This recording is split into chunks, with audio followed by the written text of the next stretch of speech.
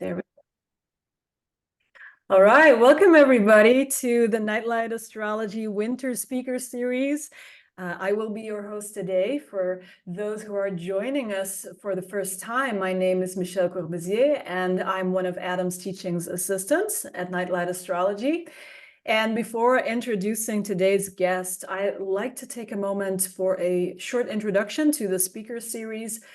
Today, we are kicking off the season with the first talk of our winter series. The point of this series is, of course, that we are letting our students at Nightlight Astrology discover different voices in the astrological community, as we are inviting guests who cover a variety of topics of interest. And Adam's goal is to make high-quality education available to a broader public. And these webinars are, in fact, made possible thanks to everyone who has contributed to Adam's Kickstarter campaign last December.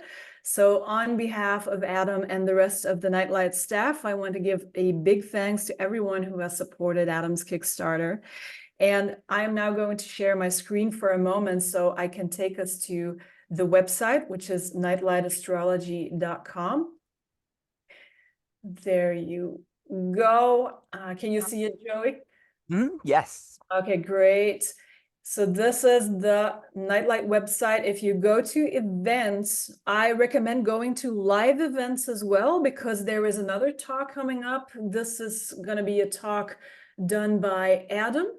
And please check it out. It's going to be happening next Thursday. So we're on the speaker series page. This is what it's all about today. Today we're going to meet up with Joey, and I am going to introduce Joey in just a second. Next week, we're going to see Alex Guy. It's one of Nightlight Astrology's alumni. And Alex is going to talk about counseling skills in astrological practice.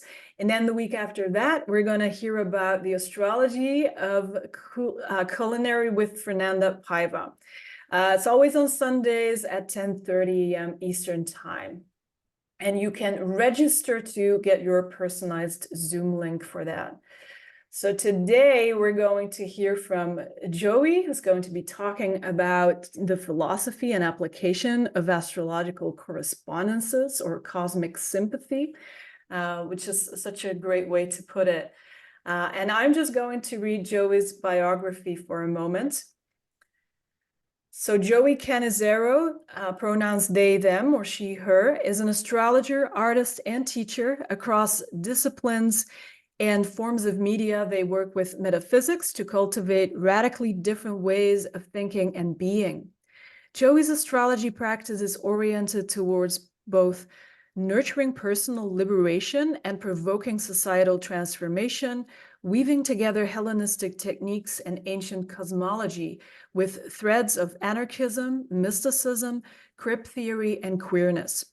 They hold a certification in Hellenistic astrology from Dimitra George, a bachelor's degree from the New School, and an MFA from California Institute of the Arts.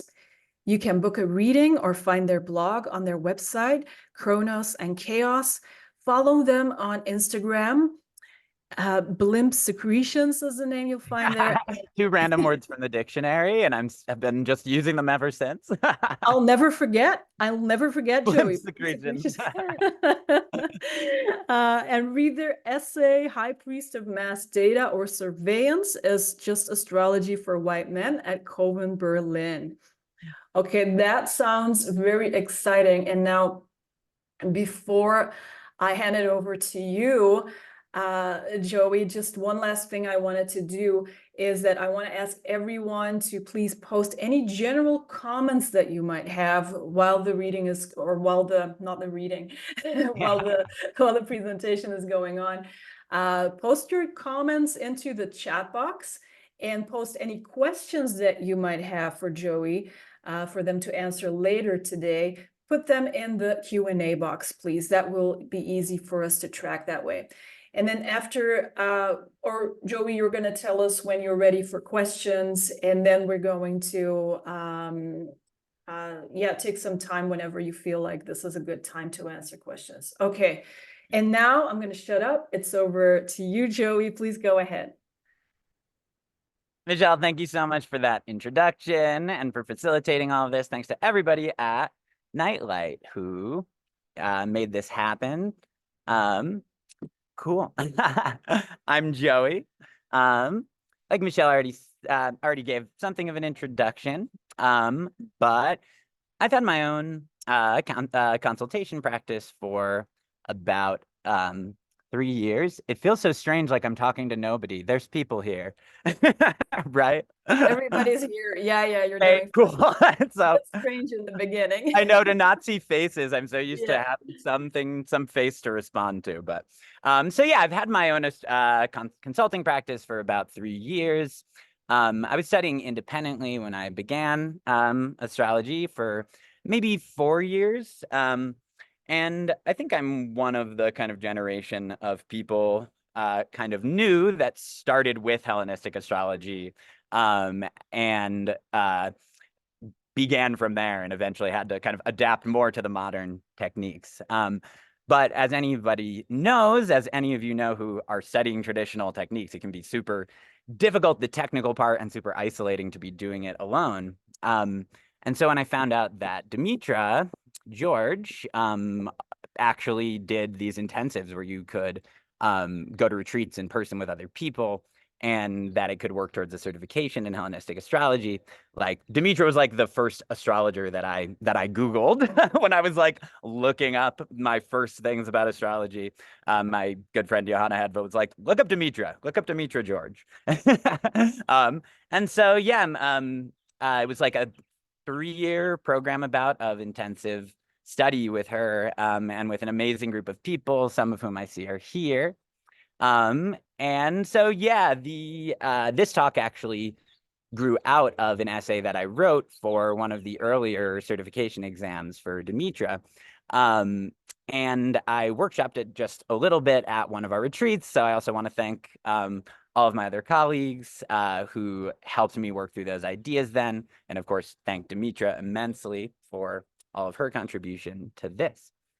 I also did a version of this talk as a workshop, more hands-on and in person here in Mexico City in November. So I also really wanted to thank Pandeo, the art and community space here, who hosted that, and Flores del Desierto, which is a collective, queer collective that also put together and organized the workshop. And honestly, I got so much from being in person and with objects and working through these ideas because it's such a physical thing.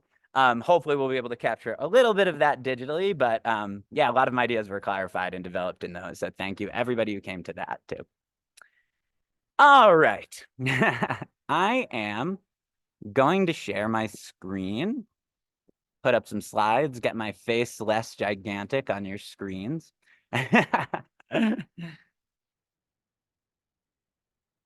Okay, cool. So, oh, actually, I definitely want to credit the artist who made this image on the first slide. This is Fiebre by a Colombian artist, Santiago Reyes Villaveses. And he actually had a whole show called Cosmic Sympathy. I found this work and I thought it was incredible for this, so I wanted to cite his work as well. So let's just start with like the most basic definition, because I feel like cosmic sympathy can just sound like a poetic phrase. I'm sure some of you have actually heard of this before and know about it, but let's just start with what is cosmic sympathy. So this is my summation of it. It's like the closest I could get to like a simple 1-sentence definition of it. So cosmic sympathy is the Stoic name for the belief that there's an intrinsic connection between all things and a unique affinity between things of a similar nature, from the smallest objects and organisms to the 7 planetary bodies. And so I'm sure that many of you have heard of as above, so below, or microcosms and macrocosms. This is a much more specific version of that. And if you like, I think that this definition at the bottom, this translation of the word sympatheia, which is where the translation sympathy comes from, is helpful in understanding the kind of 2 sides of this idea. So I'm quoting from the Sympathy, the History of a Concept, derived from the Greek sympatheia, which means fellow feeling, or literally the state of being affected together. And so fellow feeling, I feel like, is much closer to how we use the word sympathy in English, as far as it being, just connecting with, feeling bad for somebody going through something difficult, fellow feeling. But then the second definition, the state of being affected together, is much closer to how we use empathy, I feel like. Empathy is more of an embodied reaction where your mind and your body simulate the same experience that a different person is having, that's not happening body. So there's all empathy things, having agents and being able to relate to each other and have this sympathy and empathy with each other. And so, of course, this is the philosophical basis for the correspondences in astrology, which are, like, just to give some examples, so you're not completely like, okay, what are these correspondences? Like, Mars is things like knives and wrestling and chili. Venus is things like pomegranate and cosmetics and honey. Mercury is communication technology. It's your phone, it's keys, it's the hands. And so this is what I'm talking about, more of things with a similar nature, having a connection to something far away, something gigantic like the planets. But we're going to get much more into the specifics of this. After just that brief definition, I want to give an outline of what this whole talk looks like, because there's several different parts, and it's not going to be all just me blabbering and talking. Hopefully, I will get you to do the same at some point. So yeah, we're going to start with the Stoic cosmology and the genealogy of this idea.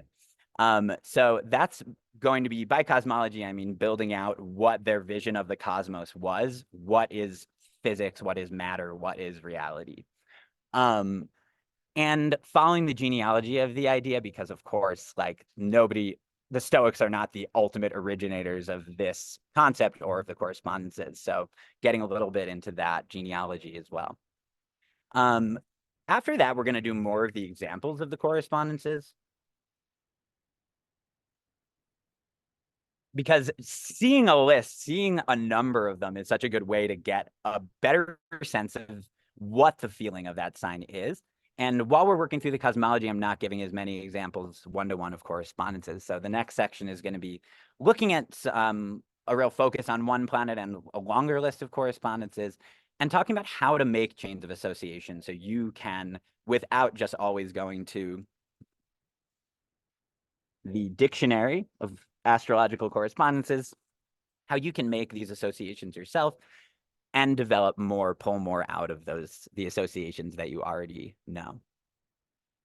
After that, oh, I meant to change this slide. It shouldn't say breakdown strategies for analysis. It should say planet profiles and show and tell. So what I mean by that is we're then going to go planet by planet, not super in depth with each one, because I know that a lot of people here are probably familiar with the basics of the planets. But I've made these profiles of the planets that are really geared towards describing the qualities, the actions of that planet, and the correspondences in a way that will help you identify other correspondences to that planet in the world. So they're really focused towards that. We're going to go through those posters, and then we're going to do some analysis together. And so there's going to be kind of a show and tell section as well, where after we've already studied these a little more, people are going to try to identify something in their own environment, in their house, in their bag, that might connect to a planet. And so hopefully some of you will be willing to share that, and we'll be able to do some kind of live analysis together of those objects and what the meaning and interpretation we can pull out of them is, not just the reality that they correspond to a planet. After that, I want to go through some of the ideas of how I work with correspondences in natal work, or in consultations. And then other ideas that are more generative that I haven't developed fully or put into practice, but are a way to get us thinking about other ways of using these and working with these ideas as well. finally, and these two last parts are little shorter sections, but I think it's important to talk about what the stakes are, like why this matters, why it matters if we take on these ideas, if we practice astrology this way, and what the ethics are of that as well. Finally, and then we're going to wrap up with some discussion of like more recent scientific advancements, models of physics and the world, and how those intersect, how it gives us an idea of what could happen in the future and looking forward. So that's the outline of the entire talk. Any questions already? Let's see in the chat. No, So okay. far, no. So far we don't have any. Awesome, thanks. Okay, perfect. So the first thing I want to do is actually build out this Stoic cosmology. I think that it's going to help to really understand how to use this idea, not just the kind of context of it historically. So let's just start from what is matter in the Stoic cosmology. So everything in the entire universe within the Stoic cosmology is one living, interconnected organism. It's all one body. And within that, there are these divisions into two types of matter. And so primary matter is just inert stuff. It's just matter that is there that doesn't have any of its own qualities. That's what this means by unqualified. It doesn't have any of its own qualities. It's formless and it doesn't take action. It's just material. Then there's pneuma. And pneuma is a force that suffuses all of matter and is completely intertwined with primary matter in a way that they can't be separated. But that's what actually holds the entire universe together and what gives things their form, what gives them their behavior, what gives them their nature, their way of being. And so it kind of animates primary matter and gives it form. Oh, there's this image of a heated lead pipe because the Stoics, a lot of them use this metaphor of like pneuma suffuses matter the way that heat suffuses a lead pipe. So you see the way that it's like glowing with that energy and completely inseparable. It's no longer a lead pipe because it's hot. They have this co-constituting quality. And I just put that earth and water were traditionally associated with primary matter and fire and air were associated with pneuma. Oh, and I didn't even name a single Stoic who I'm referencing. So like Poseidonius is the person who's the most closely associated, the philosopher who's most closely associated with the idea of cosmic sympathy. But that's like 2nd and 1st century BC. But it was actually persistent throughout the entire tradition, going back to Zeno, the founder, in the 300s BC, and persisting throughout the tradition. So I think it's just more connected to Poseidonius because of the amount of his work that's been preserved and transmitted and how much he did focus on the topic. Just some references, so I don't feel like a bad historian not referencing a single person here. I'm just saying the Stoics.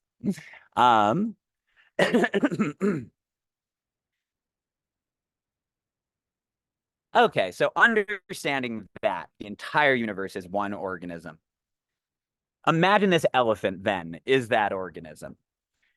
Everything's not just interconnected evenly throughout the universe and throughout the cosmos.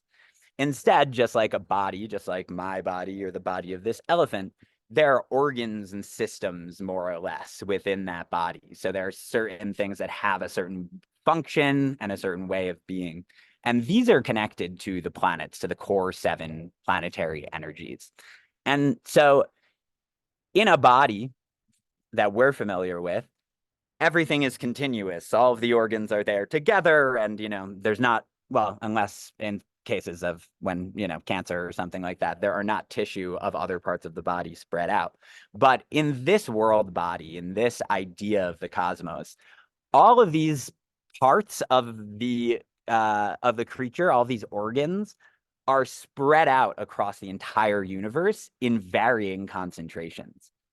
And so everything has this pneuma, but certain kinds, certain behaviors, and certain concentrations of pneuma are more in some things than others. So the same kind of pneuma that is Jupiterian is in elephants, is in hiking boots, is in airplanes, all of the things ruled by Jupiter in a higher concentration than other things that are not ruled by Jupiter.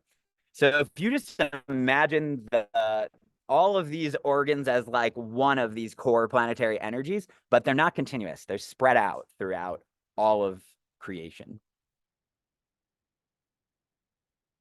Okay, so this is a super important point that I think is a little hard for people to grasp sometimes because we're so used to material causality. Material causation is the dominant idea in our society, the dominant point of view, worldview. And that says that there has to be physical change. Something has to physically affect something else for something else to physically move, right? There has to be causation in order for things to change. And so within the normative way of thinking, if we were here together in a room and I had a knife and there was a cactus, if I move that knife around, obviously you don't expect the cactus to move. The cactus isn't going to move just if I move that knife around. That's also true in the Stoic cosmology, but that's because what I'm moving when I move the knife around is I'm just shuffling inert matter. I'm not impacting the pneumatic body of that knife or that cactus at all. I'm not doing anything to intervene in its nature or in this other kind of energy. Spirit, breath are the translations of pneuma. And so, as much as I move that knife, doing is affecting physical matter, while pneuma is changing. It's going through this constant changing process with all of the other things that have that kind of pneuma. And so because knives and cactuses are both expressions of Mars or are correspondences of Mars, the planet Mars, that knife and that cactus are all going through this constantly changing, evolving process together. And so because the planet is the farthest away and the biggest example of this, it's also the most predictable, and we can see what it's going to do next and document it over time and try to figure out what kind of emotional and physical state Mars is in at that moment, because then we know that all the other things that have that concentration of pneuma inside of them will behave in that same way at that moment. And so, if Mars is in a hard aspect to Uranus, for example, maybe that knife is a lot more likely to slip when you're cutting in the kitchen. Or if you're planning on taking a selfie with a giant cactus, the physical body of that cactus is not reaching out to grab you, but the pneumatic body may be. The pneumatic body may be in a state where it's more likely to cause harm, to cause cuts and scrapes, and have you fall backwards dramatically into it for a great future video. And so with this understanding, everything in the universe that every single thing is suffused with divine matter. It's this kind of animism that everything has a spirit, not just living things, not just humans, but everything has divinity inside of it and has some spirit of one of the planetary deities. And so it's not, because of the idea of what a body is, it's not just that these things are connected, that there's some metaphor that you can use to compare them. No, they are part of the body of Mars. And so Mars, the god, or any god in this worldview, is not some human out there some powerful humanoid being making decisions about your life and about the world.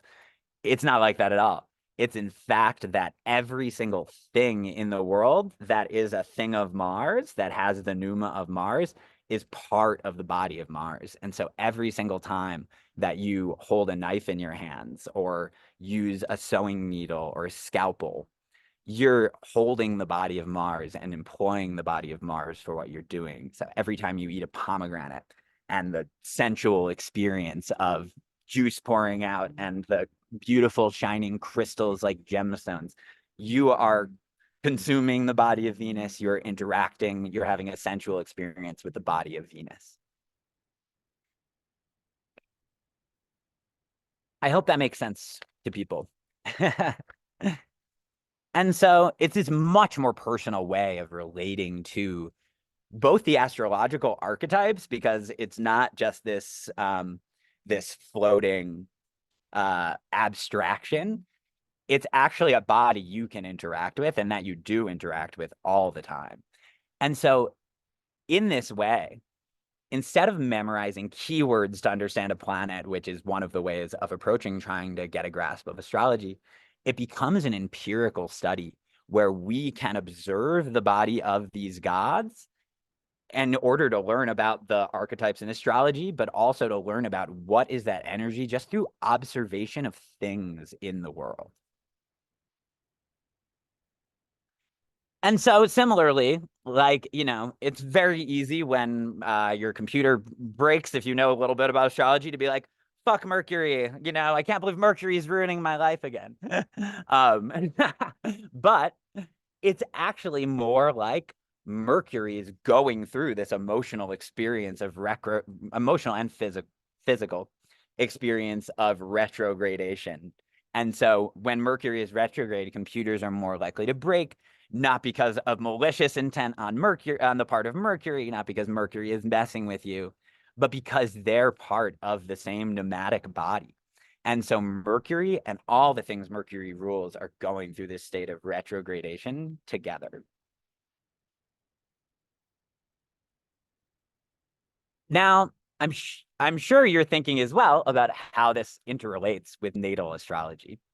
And so in Hellenistic astrology, one of the names for, and in the Hellenistic period, one of the actual names for the first house was pneuma. And so pneuma meaning breath, but pneuma referring to this specific Stoic primary or Stoic matter. And the idea was that the moment that you took in your first breath is the moment that you took in your concentration of pneuma, and you took in whatever your unique part is of all of these organs, all of these pneumatic bodies of the different gods. And that has the same energy that is in all of the objects and things of the world. And so at that moment, your chart freezes, and that marks the line of the eastern horizon, the ascendant, because you've just taken in your concentration of pneuma, your breath, and therefore your fate. And you will move in concert with those planetary bodies because you are made of the same discontinuous body. And so with this understanding, it's actually not just like these sort of adjacent lists of associations. It's incredibly foundational to why natal astrology works. And I think it's a really exciting idea that we are composed of the bodies of these gods, these deities outside of us.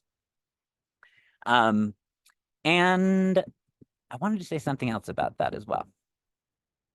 Maybe I'll remember in a minute. Okay, so back to this image of the discontinuous bodies. I wonder if any of you also were thinking when I was talking about moving the knife not affecting the pneumatic body of the knife or of the cactus, whether we can impact that level of experience or not. And so obviously this is a huge point of contention.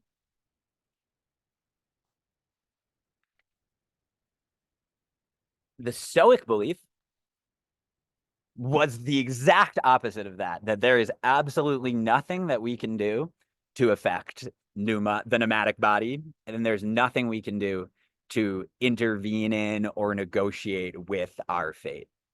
So this is a quote from Menelaus's Astronomica, which is describing the Stoic position. It's fate rules the world, all things stand fixed by its immutable laws, and the long ages are assigned a predestined course of events. And so it's true determinism, true fatalism, where they believed that there was a matter called logos that traveled in the medium of pneuma. So pneuma carried logos, and logos is rationality. And so the world has its own rationality and will execute that that fated path regardless of anything you do. But there's an obvious contradiction here. And Demetra really pointed me towards this first because, I'd written a lot about this, and she asked me, like, so, what do you make of the contradiction that in Hermeticism, in astrological medicine and astrological magic, of course, you're trying to intervene in fate. Why would you practice medicine? Why would you practice astrological medicine if you don't think that you can have some impact on the end result? I mean, the Stoic idea would be just to prepare yourself for and accept that fate. But the actual way that the correspondences were used was in rituals, magic, and medicine, each of which are trying to exert will on the world and be able to affect change in some path of destiny or fate. And so when I started reading about it more, thinking about it more, it became very clear to me that this was an instance of Greek appropriation of this idea, even though the correspondences themselves, many of them do not actually come from the Greeks at all, but come from these much older traditions in Egypt, in Babylon, that were part of indigenous systems of animism and magic in different ways. And it's this hybrid that then the Stoic philosophy becomes like a container for, becomes a way to contextualize it that makes it more fundamentally Greek because it's logical, because it's scientific, and there's an explanation for these lists of correspondences. And so the Greek kind of discomfort with saying, we don't know why these correspondences exist, was allayed by using philosophy to recontextualize and contain ideas from indigenous cultures and make them more Greek and make them therefore more valid. But through this process of appropriation and colonization, I mean, you could easily just think that that is them kind of destroying and instrumentalizing that idea for themselves. But I think that it actually embedded these older animistic systems inside of the entire astrological system because of how foundational this idea became to why astrology works. And so, I'm not going to read this whole quote, but essentially the first paragraph says cosmic sympathy comes from the Stoics, but in the Hermetic corpus, there are some writings concerned with what may be called homeopathic medicine. So the general idea was that the sign governing a particular part of the body was affected by a malevolent planet or a planet in bad aspect. And by sympathy, the part of the body was also affected and was weak. And so, we still use this with medical astrology. You're much more likely to have dental issues during a hard Saturn transit, or you don't want to elect a chart for a surgery during the full moon because there's more blood and it flows more easily. Not on the physical level, your physical blood, you do not have more of it at the moment of the full moon, but pneumatically, the pneumatic body of blood is more swollen at that time. And then Egyptian medicine already had a large and ancient stock of such semi-magical remedies, and the association with the stars was made under Babylonian influence. So these associations are going on in Egypt but they're between various magical remedies and medical responses. But then the Babylonians are the ones who actually connect that to the stars. So it wasn't the Greeks who did that either. And then the sympathy between planets and stones, derived from the association in Egypt of magic stones with the days of the month and with the deacons. And so this association of lucky or unlucky times with the stars led to the mingling of astrology and alchemy and the allocation of different metals to the several planets. And so this becomes really the dominant way of using correspondences in like medieval and Renaissance magic, is using very particular, and alchemy, using very particular precious metals and stones of these planets. I personally am of the opinion that like you don't need to use the purest, most expensive version of any material to tap into the energy of that god. That like literally, I think a paperclip is just as legitimate for Mercury as Quicksilver, which is a toxic, difficult to work with, expensive metal. Excuse me. A paperclip is also part of the body of Mercury.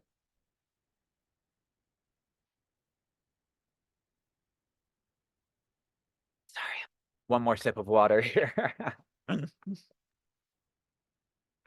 And so, with that in mind, understanding this orientation to the astrological system, thinking of the entire world as animistic and as alive, divine, and souled. And then just going through your life, you learn so much about the objects just through your interaction with and analysis of things around you. And I think the thing I wanted to say before that I forgot was that I think that this understanding of our pneuma being taken in our first breath and that marking the ascendant in our chart. I think when you think of astrology in this way, as like there are these deities, but they are not a human being. They're instead spread out everywhere, and all of their things are their body. And whatever that ineffable, inexplainable commonality is between them, like that is the god. And when you think of it this way, I think a lot of the traditional astrology, a lot of the Hellenistic approach to calculating condition and doing things that seem kind of technical and mechanical are actually like the way of unwrapping and unraveling the story of how was that planet at the moment you were born? What was the quality of its pneuma and the character of its pneuma and the experience it was going through? And so, you know, like the difference between it being in domicile versus exaltation, you know, domicile is a place where it has its resources, where it's from that place, where it's familiar and comfortable. Or while exaltation is more that it's being celebrated for the way it is in a place that is not its home. And so it becomes this narrative process of unpacking the quality of the pneuma of that planet instead of like a rote way of doing calculations. So I think this is super helpful for anybody who's trying to make the kind of big leap from technical traditional astrology to interpretation and actually connecting with people and with clients. Any questions up to this point? Yeah, we have a couple of questions. One of them is if you could repeat the Stoic philosopher's name. Yes. Sidonius, was it, or something? Yeah, like Poseidon, Poseidonius. Oh, okay. And then I also mentioned Zeno of Citium, who is the founder of the school of Stoic philosophy. And then this idea persisted like through the tradition. So Menelaus talks about it in the Astronomica.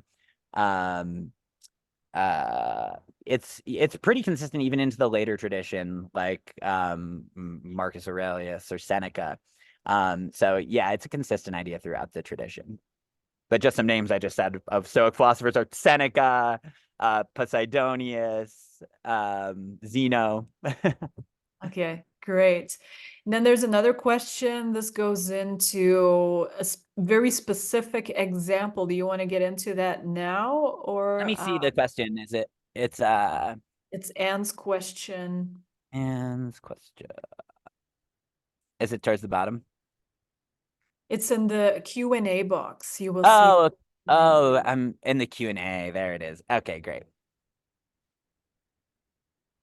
Oh, okay, yeah. So this is very specific. This, if it's super specific like this, we'll probably talk about it a little later because this might be clear, and we're going to be kind of learning more about them and being able to guess ourselves what these associations are. So keep that and think about what that could be connected to for sure.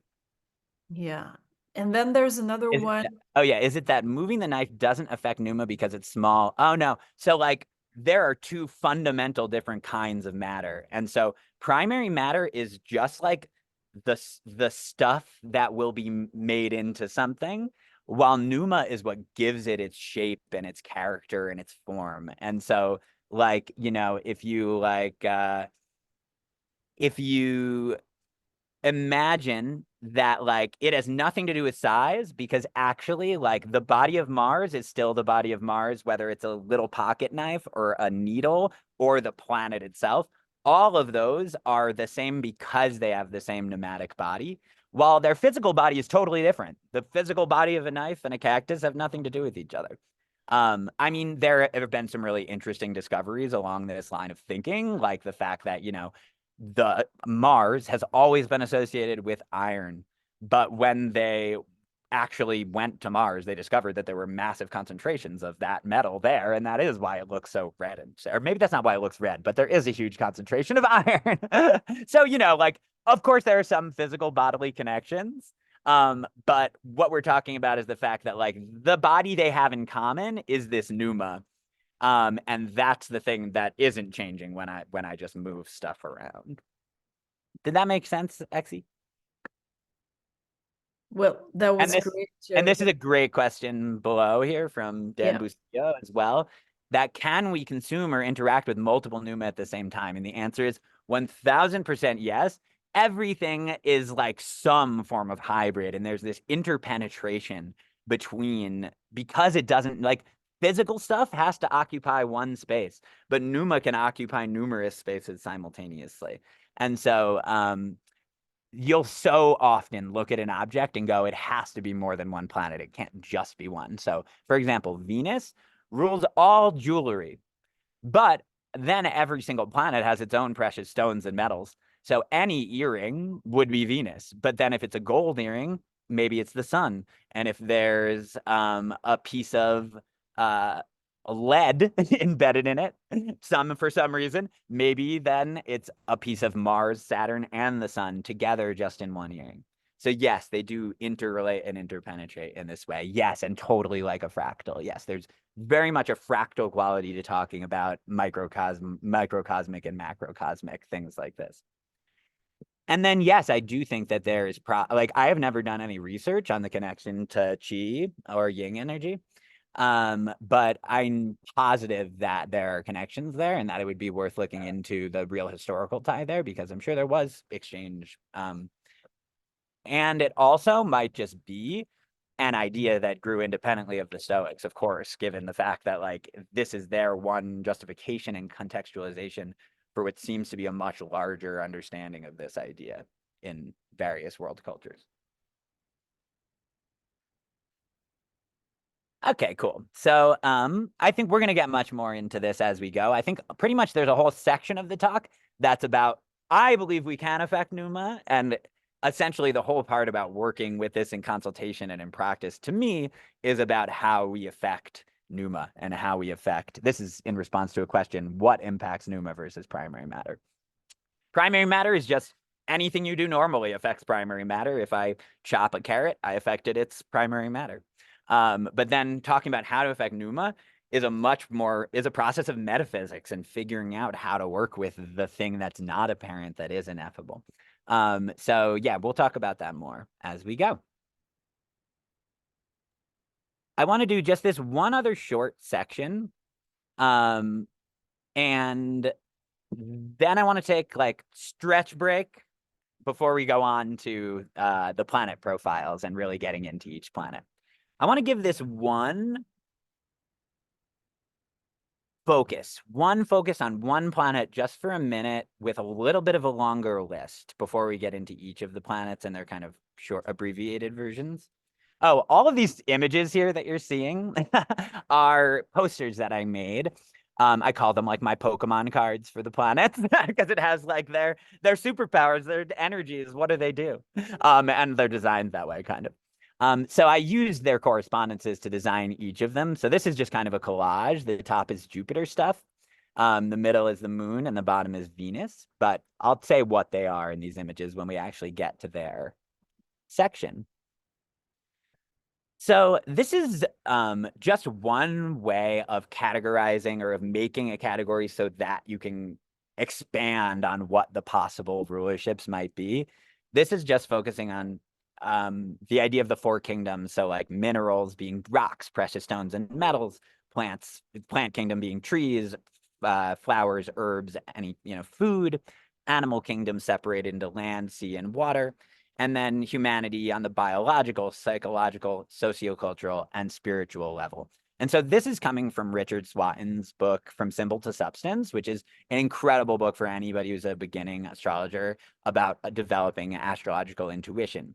And so he's using the correspondences, and these are his lists. So, this is every single thing here is ruled by Mars and is part of the body, the nomadic body of Mars. So on the mineral level, rubies, sharp stones, flint, and iron. Like flint, obviously, is something that has this quality of Mars in that it's both like sharp and flakes into sharp pieces, but it also starts fire through a kind of combative Marsian action as well. You'll see with plants, like parts of the plant are Mars. So this goes to Dan's question that like rose stems are Mars, because of course the stem of the rose is what stings you, but then the head of the flower would be Venus. And so how many songs are there that use that dynamic of Mars being the pain of love and the rose itself being the beauty of love, right? So this sort of honestly a bit normative dynamic. But anyway, so just the rose stems are on this list, as well as thorns, citrus, chilies, ginger and pepper, and stinging nettle, right? So citrus doesn't actually hurt you, while stinging nettle does. It's a little more obvious that stinging nettle is a Mars thing. But what's actually happening when you get stung by stinging nettle is there's a little bit of acid on the hairs on the plant, and it flicks them at you if you make contact with it. And so it is causing a burn physically, actually, and is very Marsian in that sense. But it's like it's acid, which is the same thing that makes citrus have that intense awakening quality to it.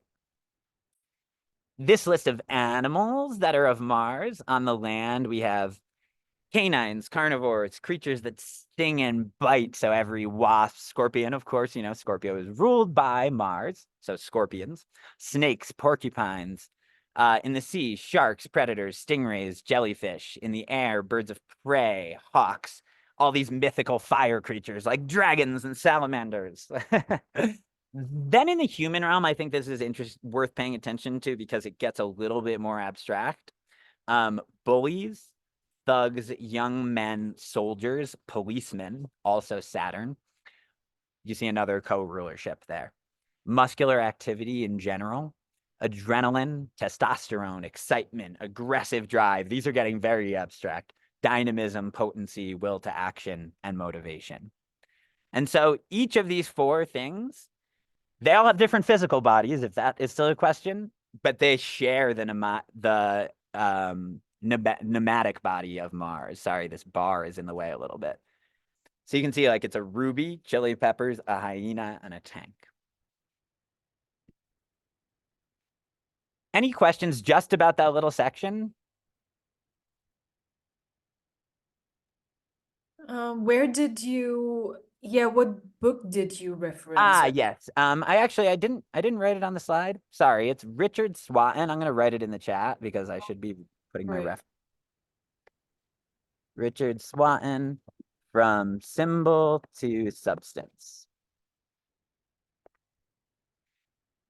Yeah, it's published by the London School of Astrology. Really useful book that's only like 30 pages or something. It's very short. 40 pages, maybe. Okay, thank you, Joey. I think we can move on for now, and we'll Great. look at some more Do questions. you mind if we take a stretch break and literal 1 minute bathroom break? Okay, sure, go I just ahead. have been drinking all this water and I need to just breathe for a Yeah, second. no worries, go ahead. Joey, do you have one more minute to answer a question Sure about do. this section? There is a question from Helen. Can something belong to the body of more than one planet? For example, maybe a rose being Venus, but also Mars because of the thorns? Yes, exactly. Yep. Yeah, Right. that's exactly the way it is. That like, and it's not always two parts of the same thing. It can be the same part. Just one thing can be double ruled, like policemen being ruled by both Mars and Saturn in that example. Okay, great. Thank you. Okay, cool. So the planets and their things. We're going to meet the planets a little more. So I think this might help answer some of these questions as well about what could be ruled by what. Because I feel like I haven't given enough examples yet of the kinds of things they each rule. So these are like my, oh wait, where did I go? Oh, I have the wrong presentation up. It's okay. Here we go. I was like, why are certain slides different? Okay, great. So these are like the Pokemon cards of the planets I kept talking about, my posters that I made. So we're going to get into this more in a minute. We're going to look at each of the planets and their little profiles. But first, I wanted to talk about how we're going to be analyzing these correspondences together. I think like people just kind of assume that you can do analysis, but I think it's really useful to talk about how to analyze and how to look at these correspondences in order to be able to draw out information for you to use either with your clients, with yourself, in understanding the chart and the archetype, the planet. And so, or like for writing about and understanding the world as well. And so I've kind of broken it into two approaches here. I think there's like the astro to world approach and then the world to astro approach, astrology approach. So A is more using astrology to try to analyze, interpret, and understand things about society and about the world. So the question of A is, what does this correspondence say about the world and the object itself, literally, culturally, and symbolically? And so, what does it tell me about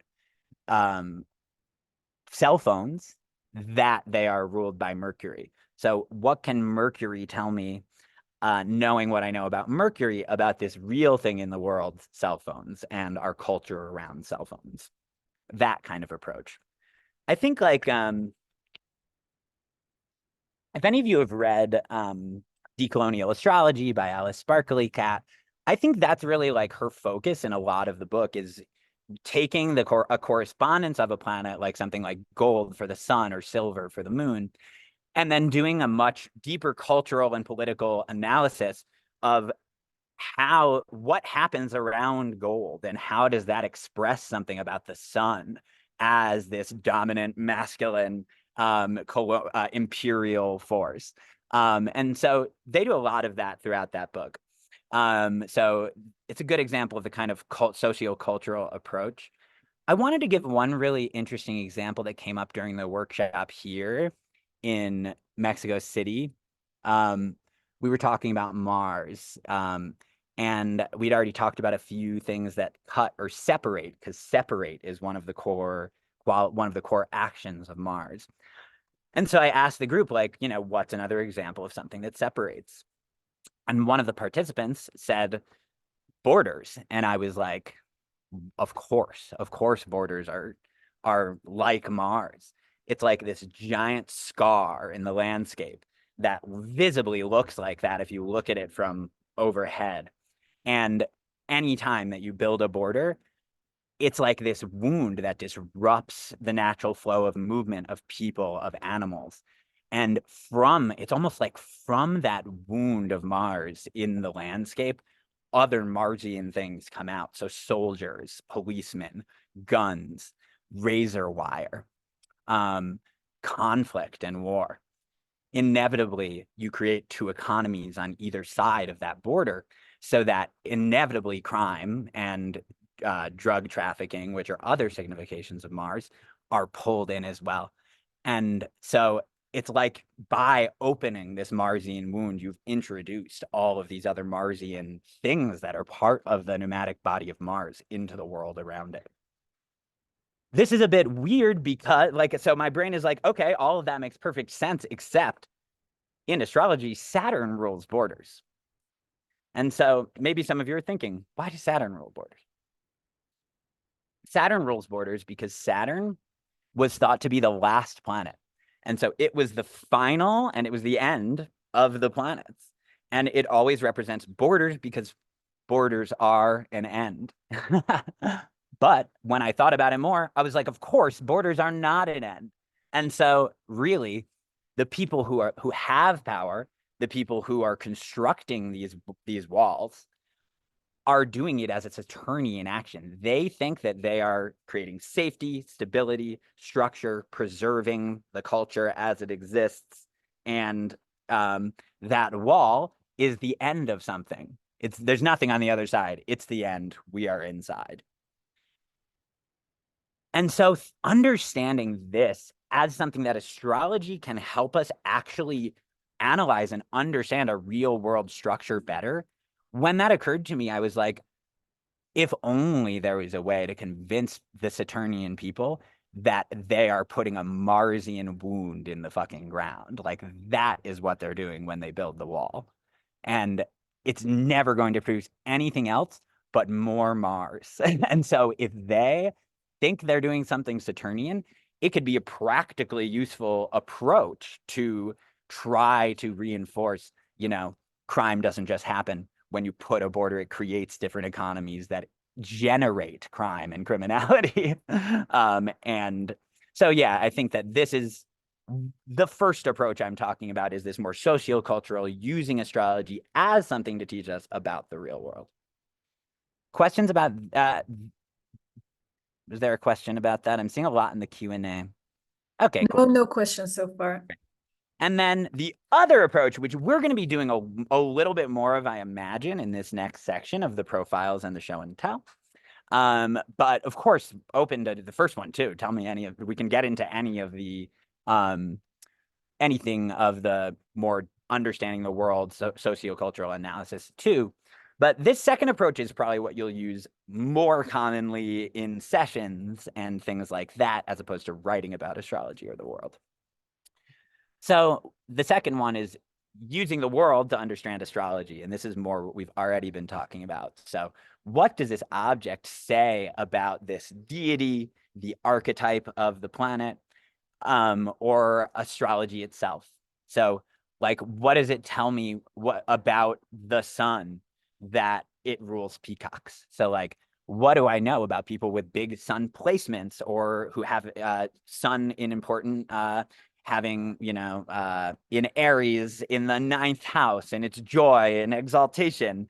That would be a very peacock-like quality to the sun in that case. So what does it tell me about how I practice astrology that the sun is ruled by peacocks? Or how can I make predictions based on my deeper understanding of this object? So it's like, I'm taking the thing and saying, what does that teach me about astrology, about charts?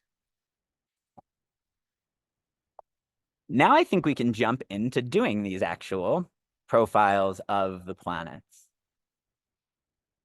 And this is the wall in the West Bank, by the way, with razor wire. That's not actually, that's part of the image I made for it.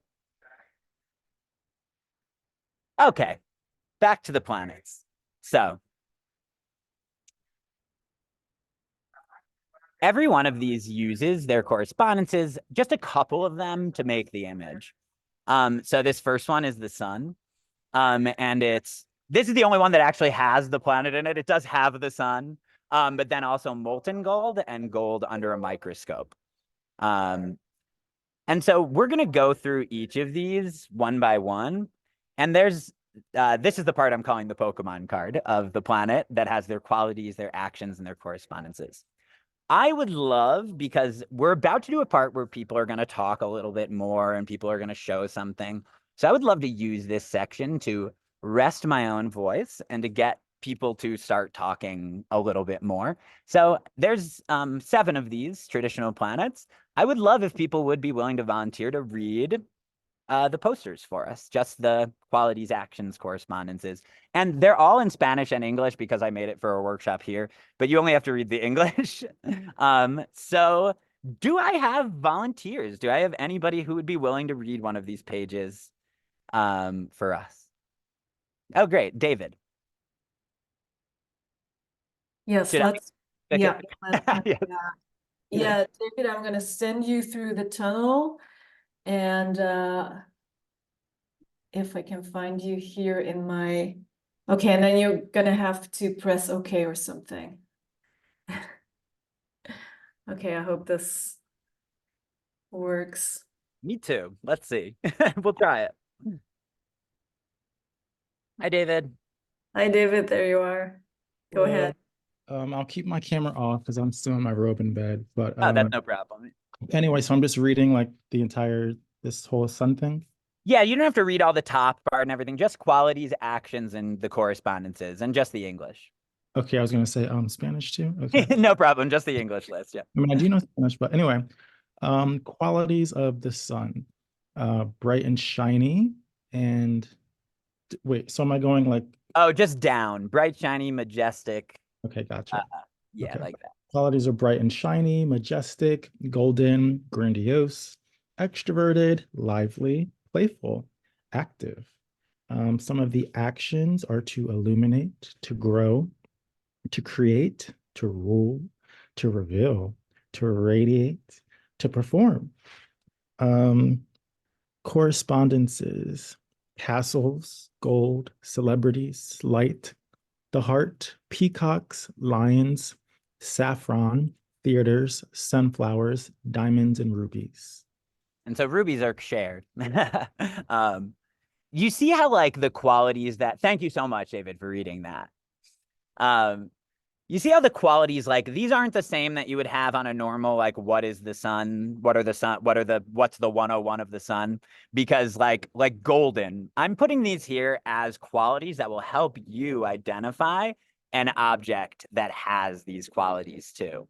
So things like golden or, okay, golden is the only one that you wouldn't maybe normally use for the sun. So as we're doing this, as somebody is reading, thank you so much, David, for reading. Start thinking right now in your head, do I have any objects in my house of this planet? Do I have something in my bag? Do I have some? It can be something that matters and is interesting to you, or it can be whatever object that you have around. So as we're going through these, just make a little note to yourself if you have an object of that planet. Brenda, do you want to read the next one, or do you have a question, or do you have an object? Because we're going to do the objects at the end. So just think of it now and make a note if that was the... Okay, we've got people putting up their, oh, Brenda's back. I'm going to promote you to panelist, Brenda. Oh, yes, you can just tell me whether you're, are you interested in reading the next one, or are you interested in... Okay, I think people are volunteering to read. So let's go to the next. Let's go to the moon. Here's the moon. And here we have seed pods of a water lily. And the background is... Oh, I hear an echo of myself now. But and the background is on fossils of sea creatures. So both lunar moon things. And who is it that's going to read the moon for us? Brenda, would you like to do that? Hi, Brenda. Thanks so much. Guys, I'm sorry. I couldn't find my mute or my Oh, no, video it's no go. problem. You're I'm back. sorry. Hello. I was going back to the sun because I'm a Leo and I Oh, have great. this beautiful gold necklace that has a lion and a Leo on the back, and Oh, amazing. So it's I many. love gold. So let's A Leo sun is what I am. do you want to just show it to us since we already said what it was? But we can talk about these later when we're doing the show and tell part. But if you don't Okay. mind waiting a minute till I'll we get to get that it. part, that would be great. Okay, I'll get it. Awesome, thanks. But you don't have to do it immediately. We're going to do this in 5 minutes after we go through the planets. Okay. Thanks Thank so much. you. And then did somebody want to read the moon for us?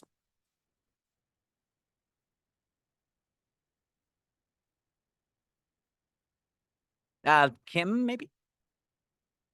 Are you can choose somebody, Michelle. Thank you. I'm like, Hello? no. Hey, Hey, what's going on, y'all? Brett. Thanks so much. Yeah, so here I'll start it off. Qualities, reflective, passive, intuitive, dreamy, dark, nocturnal, round, emotional, and personal. And then here we have actions: to care, to nurture, to feel, to intuit, to cry, to remember, to reflect. And then we have our correspondences: pearls, selenite, however you say it, mothers, babies, baths, the sea, waves, breast, beer, shells, madness, cucumber, mirrors, liquid or water, house, and home. Thank you so much. So you Yeah, can for see sure. how like some of these are kind of abstractions and some of them are things you can touch. Like, madness is not an object. But cucumbers are. I like those right in a row, madness and cucumbers. Heck yeah. Thank you so much, Brett. No, thank you. Brett. And so, I want to say as well about the quality of the moon. Like, when you think about like just the like round, for example, has nothing to do with natal astrology. If you have the moon in an important place in your chart, it doesn't make you round. This again is like, how to identify. If you're looking at stuff, you know that like round is a great clue for maybe it's like the moon, round and kind of pearlescent and having this quality of like the insides of shells, like abalone and mother of pearl. It has that almost like holographic sort of quality to it. Like a pearl does. When you look at it, you're like, how does it look like that? How does it reflect light like that? Okay. And we haven't even been saying the ones on the top, but these are the like core astrological uses of these planets is like, emotion, the body, care were the ones that I chose for the moon. And did we just have somebody this is Mercury here. Somebody who's interested in reading Mercury? Okay, let's hear from Kim.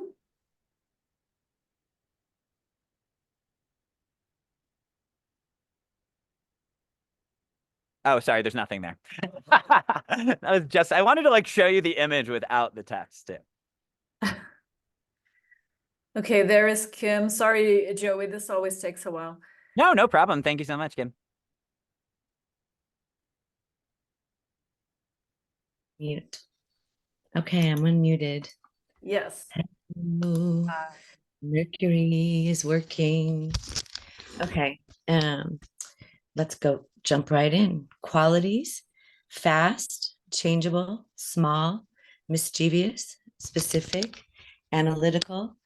Let's see. Action: to think, to write, to research, to play, to trick, to move, to communicate.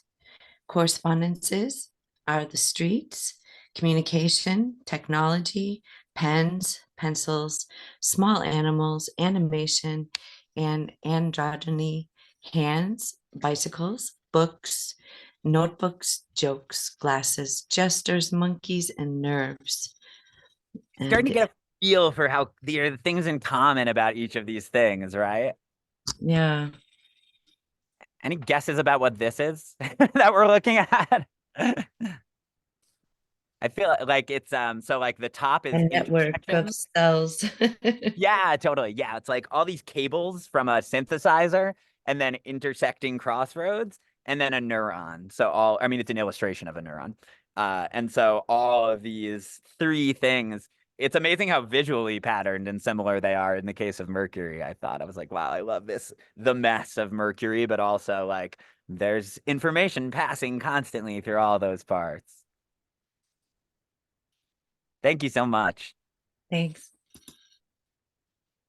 And so I hope people are sort of thinking, oh, I do have an object like Mercury somewhere in my house or like the moon, as we're going through this part.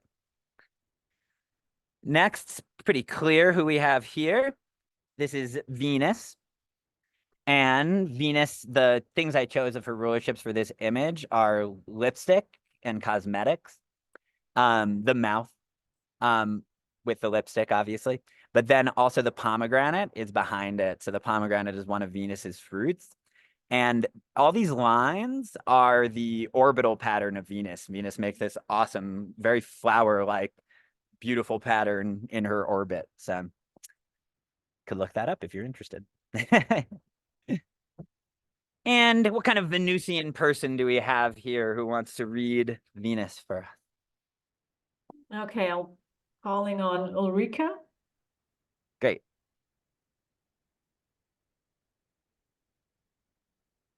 Thank you, Ulrika. Okay. Hi. Hi, thanks so much. I can't see myself, so I hope you can see me, perhaps. It's okay if we can, it's okay. Or if you want to just turn There your we go. camera on Okay, and off. hi. And oh, there you are. Hi. Hi. As a Venus rising, I could take this one. Ah, amazing. Great. Sorry, Venus, Libra rising, that's what I meant to say. Yes, ruled by Venus, of Okay, course. so yes, qualities: smooth, soft, precious, sensual, luxurious, valuable, harmonious, and balanced. And actions: to love, to value, to attract, to connect, to seduce, to embellish, to alleviate. And correspondences: jewelry, rings, fashion. Feminine clothing. Clothing in general, but especially femme clothing Yes, or feminine FEM clothes. or FAM. Apples, pomegranate, art, dance, pink, performance, botany, cats, clove, friends, coins, copper, sweets, cosmetics, flowers, fragrances, bags or purses, and gifts. Yeah. Yeah. Yeah. So like, obviously we're starting to see, thank you so much. You have such a Venusian voice. It was really pleasurable to listen to. I was like, soothing. Thank you. Thanks. Yeah, like you see with Venus that like there's so many of these like gendered or normative ideas about gender kind of embedded in things. I didn't really, like mention with Mercury how important androgyny is, but I think it is important to mention when we're looking at Venus and Mars because of how just gender normative some of these things are. Like literally the war between cats and dogs and that whole idea is like thousands of years old and is connected to this idea of, you know, Venus ruling cats. Hello, kitty. And Mars ruling dogs, and how those somehow represent this binary that we all know doesn't exist.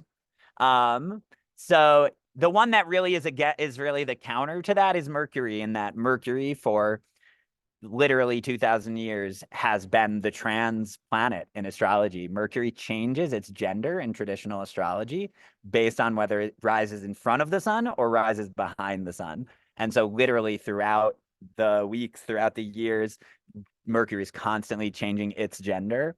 And in every natal chart, it's either like a masculinized or feminized Mercury. And so we do have the trans planet here, in addition to the gender normative leanings of some of these things like fashion with Venus. Okay, cool. Here we go. Anyone have some Mars placements out there who wants to read Mars for us? maybe Krista, or is there someone else Yeah, already? here's Krista. Great.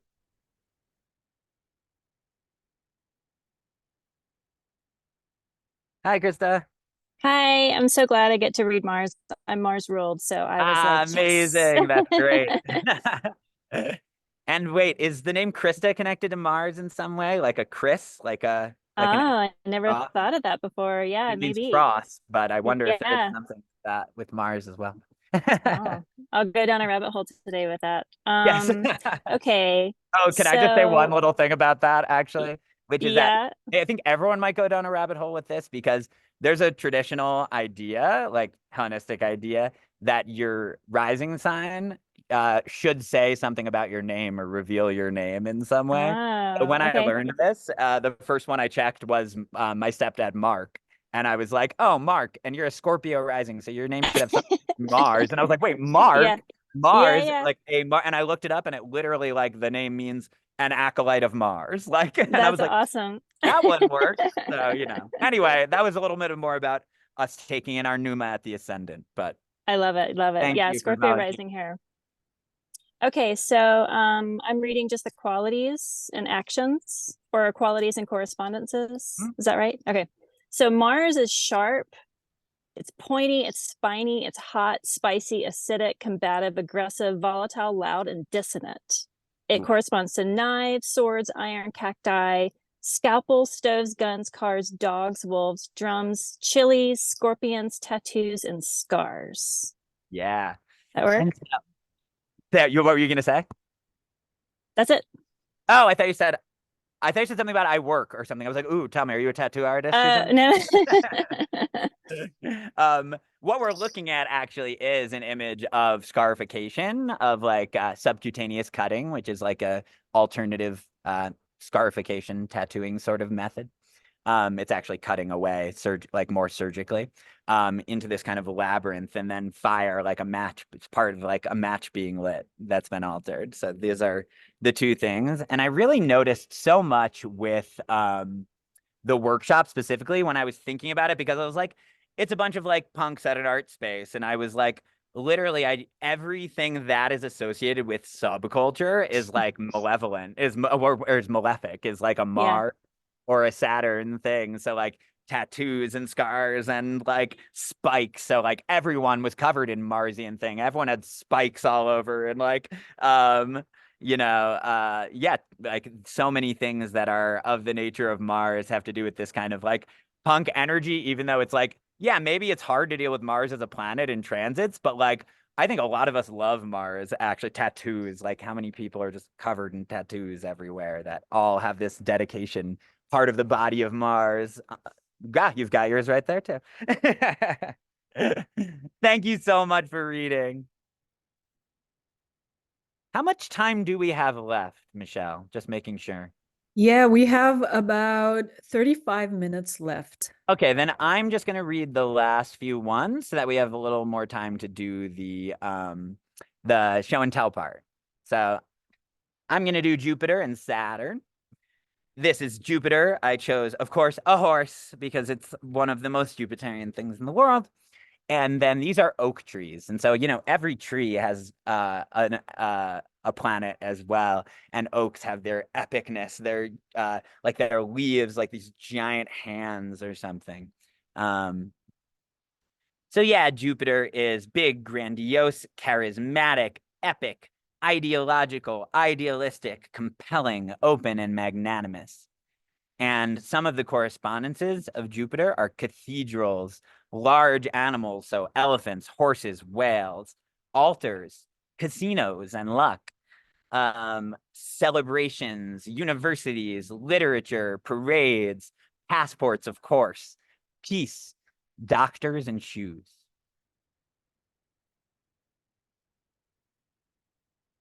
And you see why Jupiter is the greater benefic. Here we have Saturn. And I chose this image because Saturn rules the skeleton of the human body, and rocks and heavy things and mountains and gravity, of course. And has a really, traditional association with death, and mortality, of course. And so the qualities of Saturn are hard, durable, cold, old, slow, pessimistic, stable, critical, disciplined. A lot of these like come from observation of the planet in the sky too, like all of these things about gravity, weight, limitation, boundaries. This is all stuff related to Saturn's location and speed in relation to us. And then the correspondences, mountains, stones, gravity, architecture, bears, which I love. I feel like I've learned so much about bears from Saturn. Or sorry, so much about Saturn from bears. Bones, teeth, skull, skeletons, clocks, the skin, hearing, cemeteries, failures, carbon, lead, ceramics, bitterness, disabilities, canes, supports for disability, BDSM. So everything related to BDSM is on the list, like dungeons, chains, whips, punishment, restraint, humiliation, but I didn't put that one on the list. Yeah, so an impression of Saturn. And, you know, I always like to say this about Saturn because it's so interesting that the Grim Reaper image originates with Saturn, with the scythe connected to Saturnalia, and like the death necessary to sustain and continue life. This is a very positive thing, actually, I think. And the skeleton, because Saturn ruled the skeleton. And then, of course, that idea was Christianized and turned into something terrifying and evil. Okay, cool. So let's just do maybe 2 or 3 of the let's do 3 show and tells briefly. So the idea is somebody's gonna get on and just let's do 2 because I feel like we just don't have time. I'm sorry, everybody. I like got so excited about this part of it. But so somebody will get on and show an object, and then everyone else will like anyone who wants to chime in and say something, I guess just put your hand up, and then Michelle, can you call on them? Does that work? Yeah, absolutely. I can do that. Okay, great. So I think because there's actually a Leo symbol on the first example that we had, that you said you wanted to show, view. Maybe we'll choose one that's a little bit farther from the thing, a little harder to parse out what it might be. Because you already told us it's definitely the sun and it's got Leo. So maybe something that's a little bit more of a puzzle. We've got Ulrika Great. as well, who likes to show something. Yeah. Awesome. Thank you.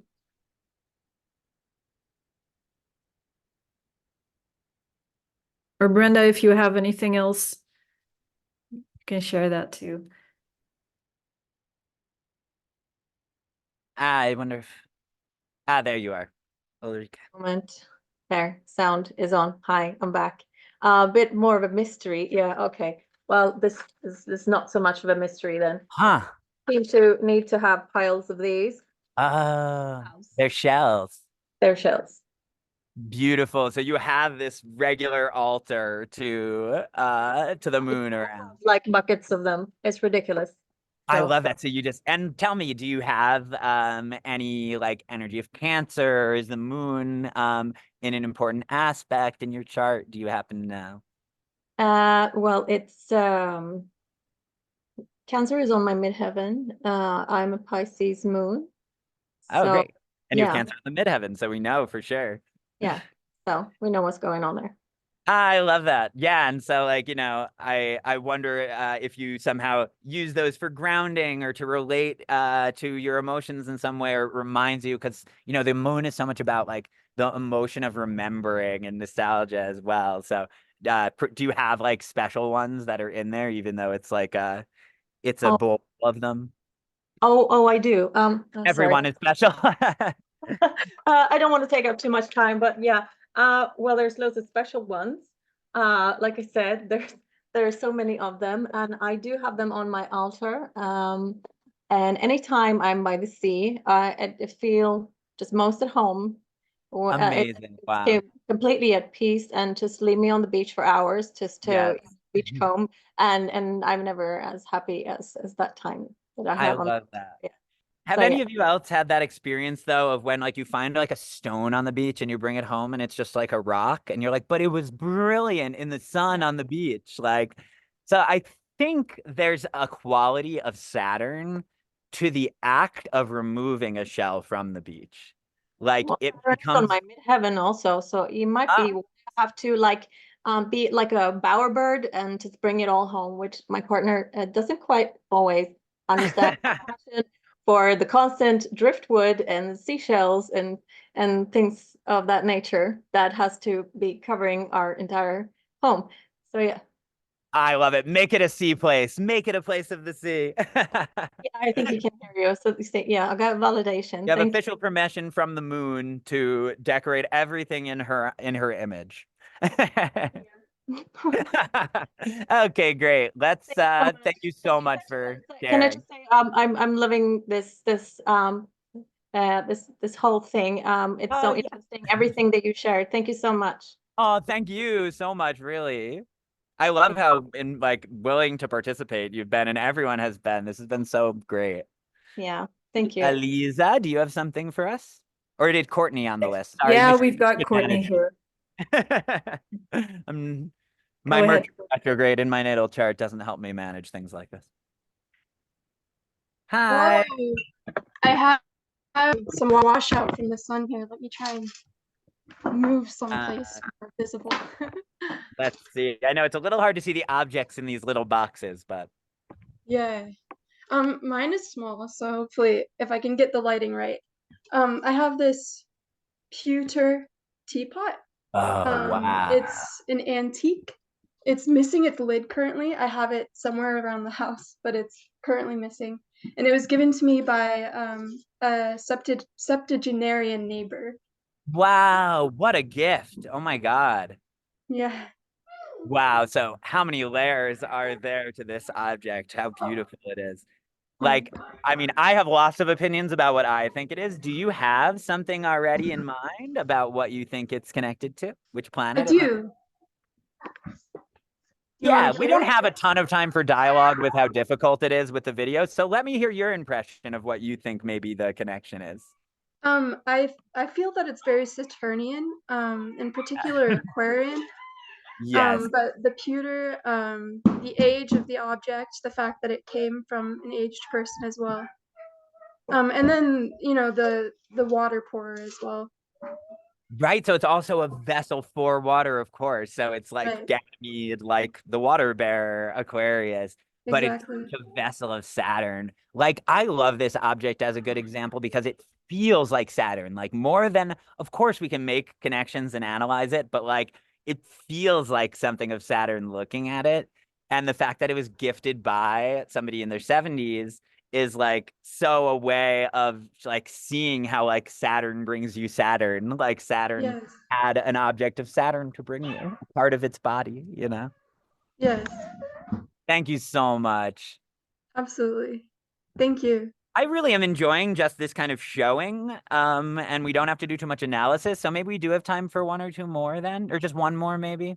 Thank you Okay, so great. much. Thank you. Let's hear from Elisa. Great. Thank you so much.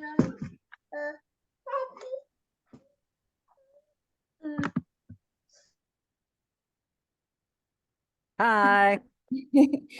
This is so fun. I love this whole thing. Yeah. I'm Virgo rising. This is a little embarrassing. I just wanted to share the table that's in front of me and like all of the very many books that are on the table. I have to go to Mercury right now because of the image. It's so good for showing the the mercurial stew that is so generous. Yeah, the mercurial stew and also just think like the coffee is next to it too. And I have Mars in Virgo too. So like the adrenaline plus the nerves of Mercury, like all that. So coffee, books everywhere, many different books. Yeah. Yeah. I love So the sure. I was like, coffee. Why isn't coffee on the list for Mars? But it's like it is both Mars and Mercury, isn't it? It's like it like Yeah. makes you make more connections, but it also is something that like speeds you up and will give you anxiety. Yeah. Thank you so much. Yeah, sure. Thank you so much for this. And so we have exactly 30 minutes left. I did want to do this section longer, but okay, one more quick one if somebody has Yeah, one. sorry, I already let Kim in. Oh, good. I wanted one more, so perfect. Oh, yeah, great. Okay, Kim, go ahead. You can hear me? Now we can, yes. Okay. Hi. Hey. Okay. Here we go. Are we on a specific planet? No, any planet. Okay. So I'm just going to show you these exercise balls. Oh, cool. Can you pick it up for us a little bit or something? I want to see what kind of texture movement it has. Let's see. Or you can kind of kick it if you want. I just want to see it move.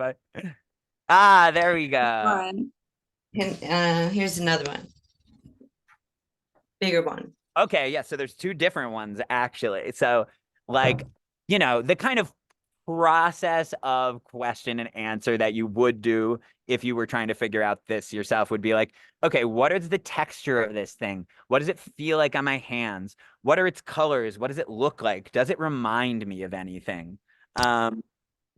What is it used for? What's the actual use of this object?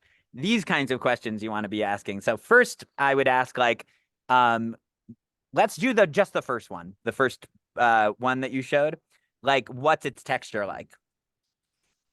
It's got plastic on the outside. It's So is it rough surface, smooth? Is it soft? It's a little more on the rough compared Okay, to so the it's a other little ones. rougher. Yeah. It's got that kind of a loose quality to it, and it's used for exercise, right? Yeah. So any suggestions from or do you already feel like you have a sense of which one it is? Yeah. Yeah, what do you Mars. think? Mars, Mars. great. Exercise. Yeah, so Mars exercise for sure. It's your relationship to that object is you use it for Marsian stuff, right? Yeah. And maybe also Jupiter, because I have Mars in Jupiter in the 5th house. Oh, you have them together. Yeah, it's big. It's round. It's taking up literally space. right. It's buoyant. I don't know if you've ever had There's one like in a your funner house. quality than just using like a normal, than like running or something. You're like bouncing on a ball. It's very Jupiterian in that sense as well. Yeah. And it's also very globular and round. So there's some quality of the moon to it as well. And I think it was gray, wasn't it? Yeah, that one was gray. So maybe you are also connecting. I mean, the moon can be related to our body and our physical health as well. So that might be part of that, or maybe there is more connection personally in your chart to that. Yeah. Thank you so much for sharing one more object with us. Okay, thanks. I didn't get to show my very Jupiterian Lucha Libre boots that I have here. Okay, cool.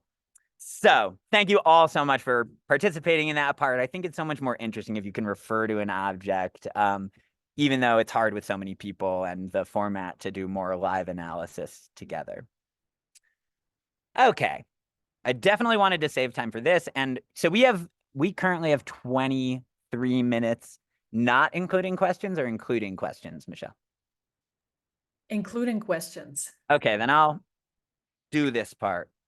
Okay, great. So I want to talk about how you as astrologers, because many of you are training to be astrologers or are already astrologers, how we can actually employ the correspondences in natal work. So how to move this from just being a philosophical idea to something we practice in our everyday consultations. These are more traditional ways of using the correspondences that I'm not going to focus on as much. It's completely another talk. But remediation is the word for improving your relationship with a planet in your natal chart through action, essentially, through objects or through action in some way. And so there's a lot of different forms of remediation. I think the one that's kind of most developed in Jyotish astrology and as probably the most well-known form in lots of schools of astrology is just using stones and plants. So using very precious stones or metals and carrying them with you, or doing a ritual of some kind to instill them with the energy of a particular moment, which is closer to like amulets. So I'll talk a tiny bit more about astrological magic and ritual in a second, but then I did want to mention horary and electional astrology, because these are two total other disciplines of or approaches to astrology that are not natal, but do use correspondences all the time. So like horary is a form of divination using the astrological system, where the moment the astrologer understands a question that they're asked by somebody, by one of their clients, by a querent, at the moment they understand it, that is the birth of that question. And therefore you interpret that chart of the moment that you understood it in order to tell the whole story of whatever that question was.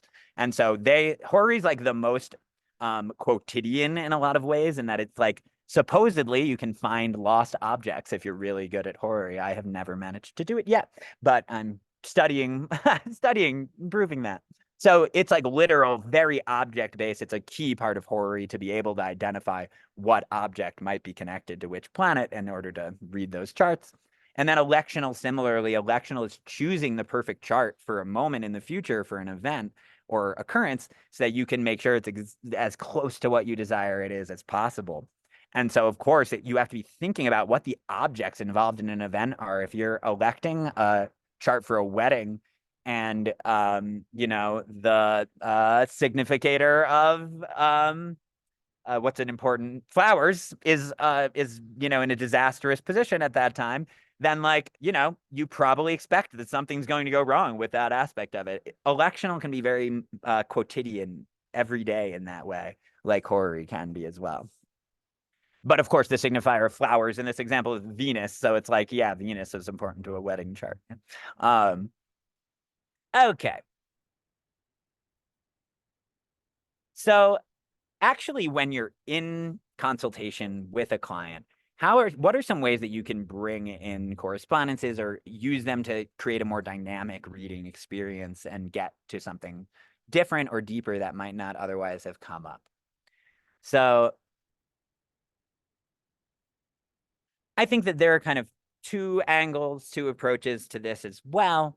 Like, one is to start with the chart and the other is to start with the objects. So if you start with the chart, then you're going to go in and locate where in their chart they have challenges based on whatever system you usually use for analyzing natal charts. So whether it's the dignity and condition or some other factor, identify for you what seems to be the challenged planet that could use remediation, or what are some challenging several planets in interaction with each other. Then you're going to ask the client about their relationship to those objects or any events where those were present or had significance for them. So, you know, like some of these things are going to be much more obviously big life event kind of things, like a car accident, for example, is a Mars related action. And so this becomes really useful for, you know, then identifying other moments that are part of the same kind of series of events in somebody's life, that there are likely recurring transits around that same planet at those times. So it becomes very useful for you as a mapping system, but also can help the client make leaps that they didn't otherwise know, you know, leaps in order to connect things and moments to each other or symbolic things for them without it having to be like, you know, pushed on or projected. It's like, you know, okay, all of these moments where a hair comb was there seems really interesting that is something that's ruled by Venus and Mercury, I'm going to say, because the combing separate part is maybe the mercurial part, and then Venus, or no, probably the moon too, because of care. Anyway, see how you do this thing with which one is it? How do I get into that? So asking about and dialoguing about those objects, and then more importantly, maybe events where they happened. And then this is also the realm where, or the moment or the approach where you can use amplification. Like, so if any of you have studied Jung stuff, anything about Jung or Jung's amplification, if in astrology or not in astrology, the idea is that amplification is creating like a density of stories and associations around an archetype. So, you know, Jung used a lot of folktales and myth and things to create, like, instead of me telling you about you, I'm going to tell you these stories of things that are archetypally related to what you're talking about and enable you to make the connections. So, you know, one approach to doing it like this is if you want to learn about the planet yourself, or if you're trying to figure out how to articulate or get into something about a particular theme or topic with a client, like choose one object of that planet and just go to like everything in existence around that. If it's Mercury, keys. Look up every song that has the word keys in the title, paintings of keys, look at keys themselves, go to the store where the guy with the key, where the people make the keys, what is it called? The locksmith, key maker. And it's essentially, and like you can tell various stories from different angles that all incorporate this thing. So, you know, you can choose one, or you can choose anything within that group of meanings, nomadic body, in order to create this kind of amplification of the archetype for your client or for yourself in the work that you're doing. This is starting with the chart. I think on the other way to do it is to start with objects when you're working with a client, or with friends or with yourself. So the idea would be to ask people, like we kind of just did a little bit, to present an object of significance and talk about that object. And so then for you, this is an access point to narrative and to getting into something much more personal with the person, while still immediately being able to go back to the chart and say, how does this reflect where this planet is located natally in sign, house, and with all of your knowledge about astrology, to really tell that story. There's a lot of narrative structure just within the act of that exchange. It can also be more casual. It doesn't have to be such a presentation. It could be like, what's something you always carry in your purse? And then get into dialogue that way. I think it's really interesting if you're doing in-person consultations to have objects ruled by the planets just around and with you, or to physically present them in a more, if you're more interested in doing kind of an object theater sort of approach, laying out the objects on the table that are ruled by the planets and saying, group them. How do they relate? How do they interact? If you really want to do something that's more involved like that. Or just saying, are there any objects in this room that you think are ugly or frightening? I think going to the opposite of what you like is often a good way to reveal something deep as well. And then, so, you know, this can also just happen as you're live in consultation, obviously. But the point I wanted to mention here, and we're going to talk a little bit more about next, is dreams. Because I think if people bring up a dream, essentially correspondences are the key to having an entire already existing system of dream interpretation that's not based in Jungian, or sorry, not based in Freudian psychoanalysis or Freudian psychology. Like, I really strongly disagree with the idea that there are universal symbols that mean the same thing across cultures. I think that it's a racist idea that doesn't make any sense. And so, you know, I'm really not into these dream dictionaries that tell you pre-existing universal, you know, interpretations of every symbol. And if you're an astrologer already, you already know this system. And so any object that's mentioned in a dream, immediately we know, okay, which planet, which deity are you interacting with in your dreams? And it not only tells us what part of their chart to look at, but then we can draw on all the other correspondences and images that are part of that same collection, part of that same correspondence. On top of that, it can really help with identifying, because, you know, like the fact of condensation in dreams, when an image can be numerous, represent numerous things at once and be overdetermined. It's like it's both of the things. Like a tree that is also your mother and it just is your mother, or something like that. And so, you know, the objects that are in the dream can also tell you what houses to look to and who the people involved might be, or who these figures might represent. So say it's, you are in a dream, you have a comb stuck in your hair and you can't get it out and there's nothing you can do. And combs are ruled by, I still think it's like the moon or Mercury. I should look this up, but let's say it's the moon. And then the moon is in that person's third house. Well, the third house is the house of siblings. So you go, okay, maybe there is something obviously related to your interaction, this feeling of stuckness, and your sister. So you see how it can easily tell you both people, situations, and archetypal storylines within dream without actually having to rely on other systems of dream interpretation. Incredibly useful.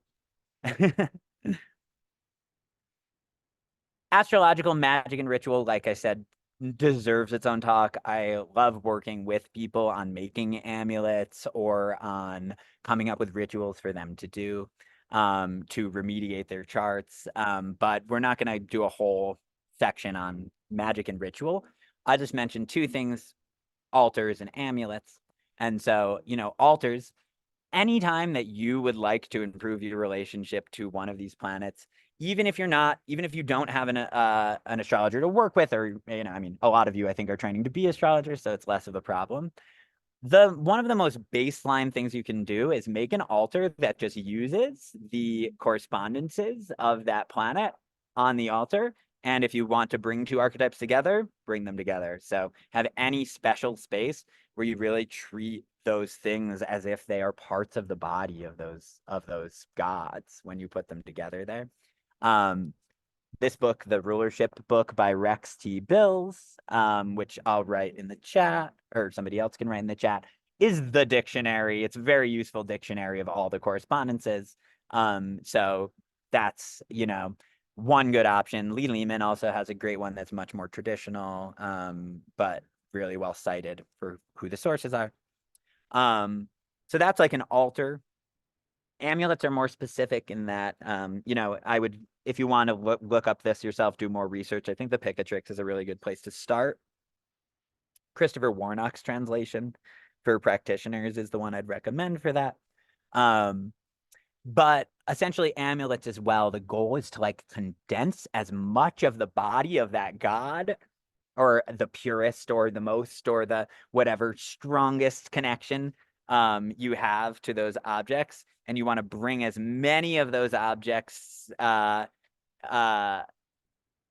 you it's not about quantity. I keep saying as many as if it's about quantity. It's really more about finding something that's a potent expression of that god's body. So you want to bring together several objects or things related to the god, or make an image that reflects the relevant deity. And then there's this really important moment of suffumigation where you burn herbs or anything that is related to that planet that can burn and create smoke, and suffumigate the object with it, because that's the moment that it takes its first breath and its natal chart freezes. And so choosing the perfect moment for an amulet is much more important than when you construct an altar, which is maybe a more fluid process that doesn't have a birth chart in quite the same way as when you make an amulet, you're giving it a birth chart and suffumigating it, and it takes in its pneuma at that moment, just as a person does when they're born. These are just some other ways that we're really not getting into now. I made a much simpler version of this in this kind of Mad Libs format. And this is already on my website because I posted it for the new moon. But this is a way for you to design like a ritual or performance to improve your relationship to a planet. And so even without knowing a ton about it, if you know that, for example, you're struggling with issues with confidence, maybe you want to do a little performative ritual for the sun, or if you're struggling with like self-image, appearance, shame about body, things like this, it could be Venus or it could be the moon. If it's struggling with paying attention, maybe Mercury. If it's depression, self-judgment, things like this, maybe Saturn. So even without a ton of information, just choosing a planet that you want to propitiate, that you want to worship, improve your relationship to. This is like this sort of Mad Libs that I made in order for you to be able to do that, to plug in anything. So like you choose an action of the planet, and then an adjective or an adverb that can be either from the planet or from the sign it's in your natal chart. And then you want to use some object of that planet in some way and do it at some meaningful time for that planet. So I'll just read my examples since we don't have a lot of time. So my example for an easy Sun and Leo one would be have a flamboyant parade. So flamboyant being Leo, parade being the sun, where all your friends go out in gold, gold being an object of the sun, on Sunday with the sun rising. So obviously we know when the sun is rising, it's a very solar moment. But always think about, if you're assigning this to somebody else, not for yourself, as a technique to improve your relationship to a planet, then you would want to choose something that's relevant to that person. And so I chose as my second example, like maybe they are a sun in Leo, but they're really gothy. Maybe they have their moon in Scorpio squaring their sun. And so I was like, okay, maybe instead of saying a parade of gold, it's like a parade of in 19th century formal wear, and you're carrying preserved peacock hearts. And it's a secret parade where nobody knows that it's happening. So these are just some examples. You can look at this yourself if you're trying to come up with ideas for actions, activities to do alone or with others in order to propitiate the planets, develop a better relationship to them. Okay. So do we really only have 5 minutes, essentially? Yes, we do. Okay. And I'll say this very quickly, but I do want to say 2 more things. One is,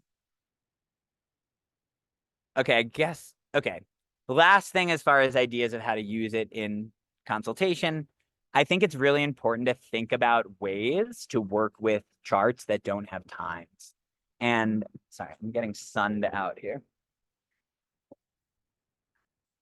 I think that this is something we as astrologers need to think about more and work with more specifically in light of, I was preparing this and reading about how in the genocide that's happening in Gaza, the Israeli army, the IDF, is intentionally destroying records of everyone, mass record destruction. So there's going to be an entire nation of people without their birth records. And so I think using objects as well is a way to develop an understanding of somebody's relationship to the archetypes of these planets and to these energies without actually even needing the birth chart, that there's a way to sort of inventory or make a catalog of their relationship to objects and then look at transits. So look at, for example, somebody had a car accident at a very important moment, then Mars was activated either natally or by transit at that moment. And so just by using objects, you can really identify meaningful transit moments and use those for future prediction. Because if we think that this works as a technical discipline, if we think astrology works as a tool, then we have to be thinking about how to use it with the people who are the most likely to need that as a source of power, strength, create social change. It's often people who are in marginalized positions who don't have that information, who don't have a state maintaining their records. So I just thought that was important to mention. It's part of okay. I know I don't have time. I'm sorry. Is it okay? Is it bad if we go over? Go ahead, Jim. Okay, great. Sorry. Because I do want to say there's only 2 more slides, this and the final slide. So I did want to talk a little bit about the ethics and stakes of this. And so essentially, we want to, my belief about how we make this an ethical practice and why it matters that we approach the world this way, approach astrology this way.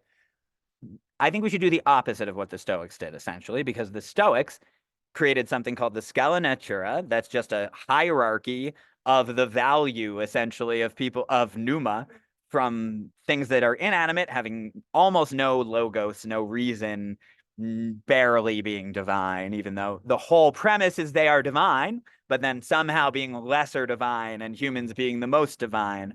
And so it's this humanist hierarchy, like most of the dominant worldviews now, that I think is just completely contradictory to their entire way of actually thinking about this philosophy. Because one of their core ideas as well is this idea of oikeiosis, which is, they observed how newborn babies, this is something a lot of Greek philosophical schools did at that time. You would observe a newborn baby or infant and say, what is human nature based on this behavior? And so while somebody like the Epicureans believe that babies go towards pleasure and away from pain. And so that's the basics of human nature, and Epicureanism develops that into a philosophy. The Stoics said that's not the case at all. Like, a baby will get up because it wants to stand and fall over again, and then do that 20 times because it wants to stand. And that's a miserable experience. There's no pleasure in that at all. And so they said, okay, what is the core thing that is our nature? And they said they believed that it was this oikeiosis, or affiliation, affinity, what we consider to be part of ourselves or not. And so when you are first born, you only consider your body to be part of you. But then, I mean, I believe that right from birth, you start internalizing your caretaker as well as part of your own body. But they believe that was the next step, is then your caretaker, you internalize as part of you. And therefore, you move not just towards pleasure or pain for yourself, but also consideration of the other thing that is now you. And so that expands outwards in this way over your life, to the point when you can internalize environments, places, lots of things as part of you, and therefore act to support or protect them. But the core function is incorporating things into our idea of ourselves. And so I think that cosmic sympathy, but also the correspondences themselves, can actually become a practice and a way to practice this post-humanist ethics, where we can feel things, not even just for living things, but for you can relate to an object as part of you and have an empathic relationship to it as well. And this seems to me like essentially the ultimate counter approach to objectification and consumerist neoliberalism. That if we can treat everything in our environment as truly divine and as part of our own bodies, think about the echo effect that can have environmentally, socially, politically. And so I'm not going to talk at all about object-oriented ontology today, even though I promised to. Ask me about object-oriented ontology another day. I think it's a whole thing we don't have time for. I do just want to end this note after talking about the kind of ethics of how we can use this as an animistic approach to the world, and actually practice that way of being because of astrology and because of the use of correspondences, instead of just trying to change how we think about it.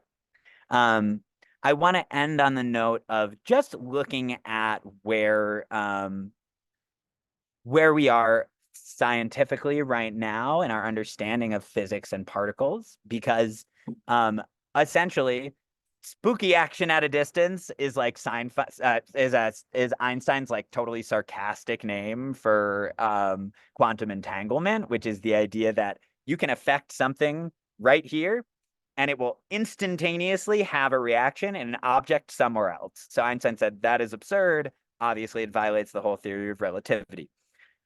They've recently discovered essentially that theory is true, that it is at least possible, because in a study in the Netherlands in 2015, they essentially had diamond that was so intertwined on a quantum level that when it was separated and moved to two opposite parts of the same campus, when one was stimulated with lasers and magnets, instantaneously, like not faster than the speed of light, literally with no time in between them, the other diamond that had been entangled with it reacted at the exact same simultaneous time.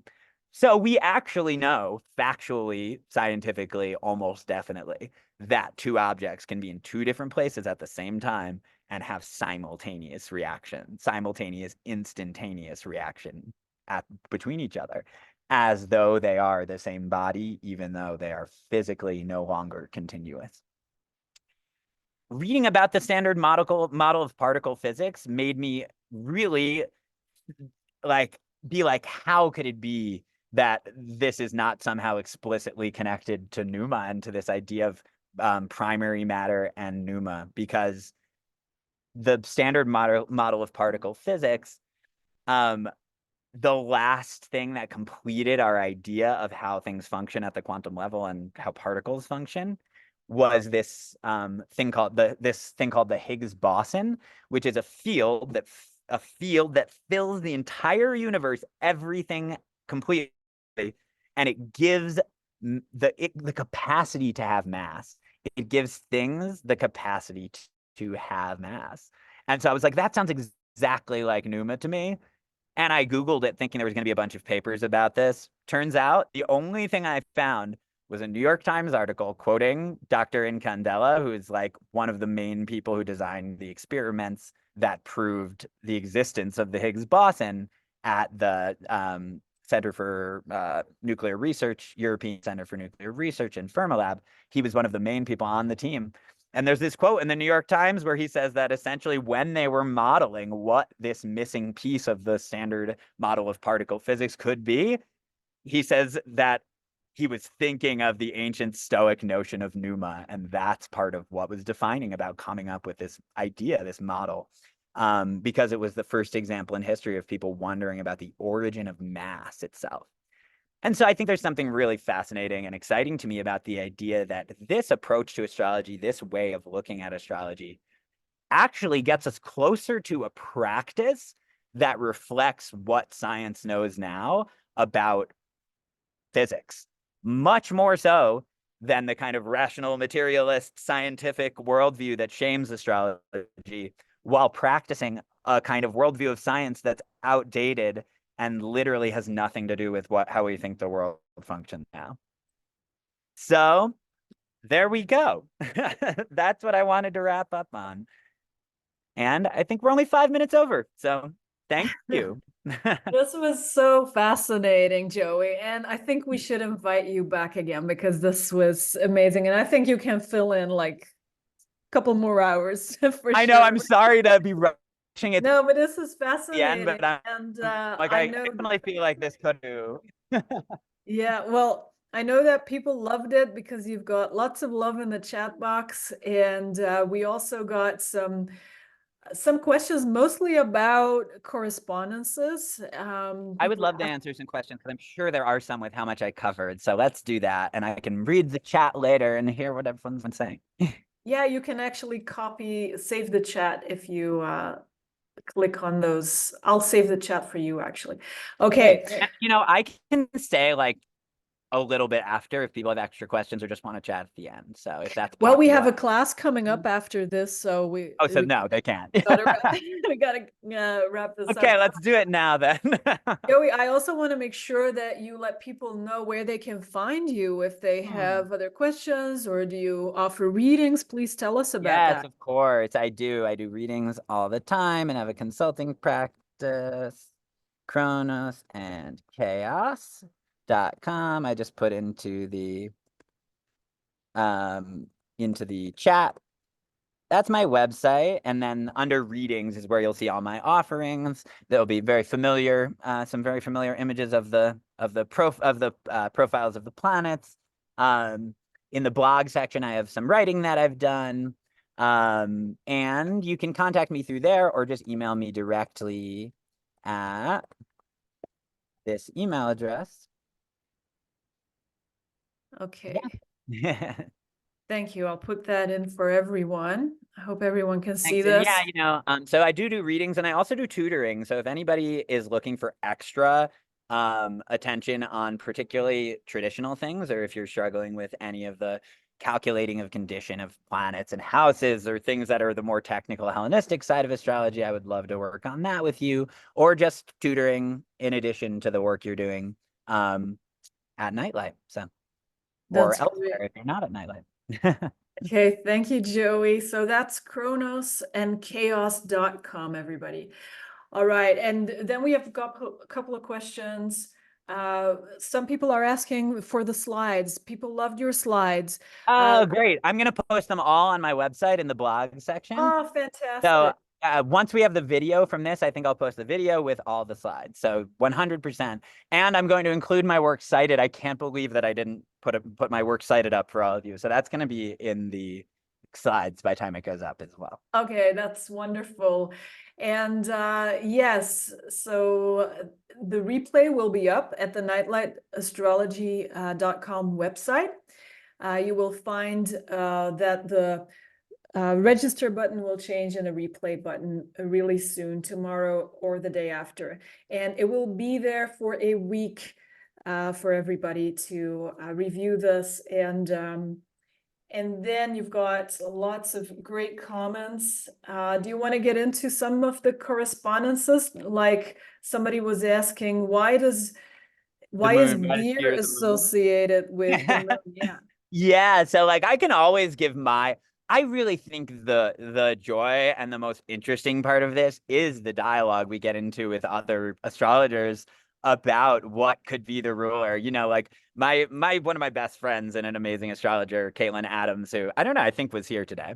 We really started just with this game of like, okay, pull a random one out of the dictionary and let's debate which one it is. Who could this be? Whose body are we looking at? You know?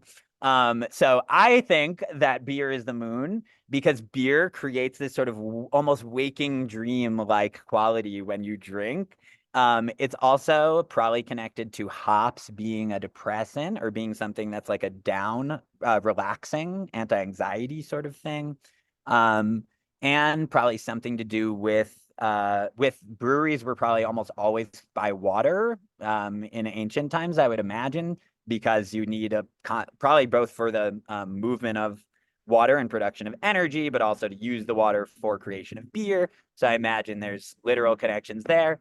Maybe bloating and the swollen, watery feeling you have in your body when you drink too much beer. So there's always going to be these different kaleidoscopes of angles of how you could look at it. And somebody else could be like, no, it's Mars. It's destroying your body or something like that, for example. Okay. Yes. And then could you direct us to a resource to learn more about object-oriented ontology? Yes, absolutely. So I will also, I will add that to, I'll add the, whoa, what's happening? So the essay that I was going to talk about here that's incredibly interesting is about the concept of subscendence within object-oriented ontology. Object-oriented ontology is just is a more contemporary school of philosophy that is working with a lot of ideas about deprioritizing humanity and human subjectivity. So a lot of it is about assuming that everything in existence has its own subjectivity and way of and consciousness and way of experiencing the world, not just humans. And so the essay that I was going to link to is by Timothy Morton. This is the name here, Subscendence. And it's in eFlux. So if you're interested in looking it up, I'm also going to put that in the works cited when I upload that. But if you want to just look into the concepts of subscendence, I think this essay particularly is good at touching on the kind of ecological ethics aspect of that. And so that's how I was going to use it to talk about the kind of way of approaching ecology differently because of these ideas too. So maybe you can make some of those connections yourself and read the quotes that I put of it when I put it up on my website. Okay, wonderful. Thank you. I think we should leave it with that, but I do hope that you will return soon to us. I hope so too. How awesome an experience to get to do this. And like, even though I couldn't see people, just the little feedback and interactions I was having, I felt so grateful for all of you for being here and being so involved and supportive and passionate about this with me, really. It was great. You have such a wonderful energy, and it was great to see people interact today as well. Okay, Joey, thank you so much. Thank you all so much. And is it going to be possible for me to read the chat after? I really want to read the chat. Yeah, I'm going to save it for you, and then I am going to send it to you. Is that okay? Amazing. Thank you so much. All right. I appreciate it all. Please reach out. I'm like super open to answering questions by email, by text also. So, or Instagram, you can follow me on, I think it's in the bio, but blimp secretions. I also can never remember how to spell secretions, but it's like that. Yes. So yeah, send me a message. Let me know your thoughts and questions and everything. Let's be in touch. Yeah, that's great, because there were a few questions, so I'm sorry we didn't get to everything, but it's so great, Joey, that you're open to answering questions. Oh, absolutely. I mean, this is like my favorite thing in the entire universe. So please, let's talk. All right. Wonderful. Well, have a Thank you so much, Sunday, Michelle. everybody. Bye. Thank you, Joey. Bye. Thank you, everyone. Take care.